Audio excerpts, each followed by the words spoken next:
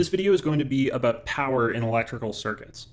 So we remember from last year that power is work divided by time, or the change in energy divided by time. And if I multiply this out, I can just put a Q in the numerator and denominator like this because they cancel each other out. And remembering that Q stands for electrical charge, I get that power is equal to charge divided by time multiplied by the work done divided by the charge, which you may notice is actually equal to the current multiplied by the voltage. So we can have a new equation for power in an electrical circuit, which is that current times voltage is equal to the electrical power. Notice this is still the power that we were dealing with last year, the work done per time, the change in energy per time. We're just finding it in circuits now.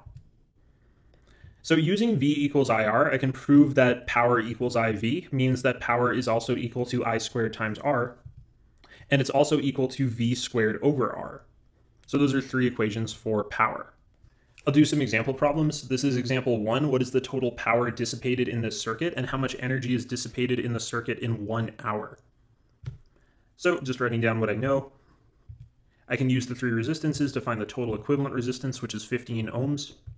Plugging this into V equals IR gets me a total current of 2 amps moving through the circuit. And I know that in a series circuit, the current is the same everywhere. So that means that for each resistor, that resistor is getting 2 amps of current. So to find the power in each resistor, I can use I squared times R. Plugging in my numbers gets me a power of 20 watts in the first resistor, 32 watts in the second resistor, and 8 watts in the third resistor. And so the total power is just going to be the sum of those. Whenever you're finding the total power, it's always just the sum of the power in each resistor. So the total power here is 60 watts.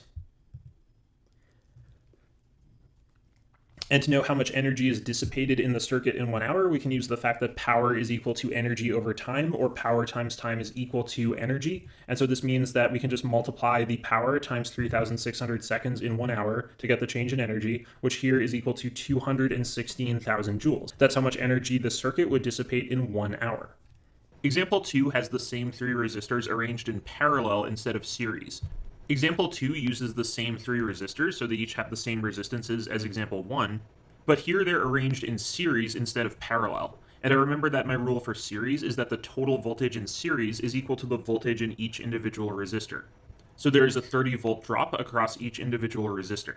I can use these values for voltage along with the resistances to find the current and then find the power. So I'll start by finding the current using V equals IR. Because this is a parallel circuit, it's possible for the current to be different across each individual resistor.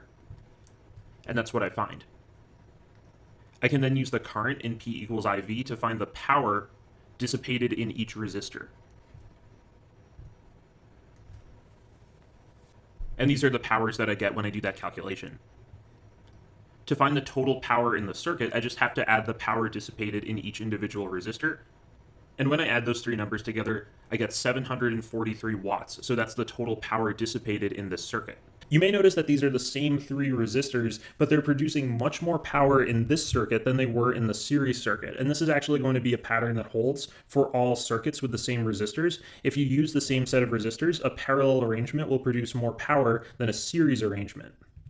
So the reason why this is true is that both of these have the same total voltage, but in the series arrangement, that voltage is being split up into each of the three resistors, whereas in the parallel arrangement, each resistor gets the total voltage. So if that total voltage is bigger for each resistor, you can see that because P equals V squared over R, a bigger voltage in the same resistance will result in a much bigger power. So that's why parallel circuits will always have more power than their equivalent series circuits. So this will hold true. The more of these resistors that you have in parallel with each other, the more power will be produced.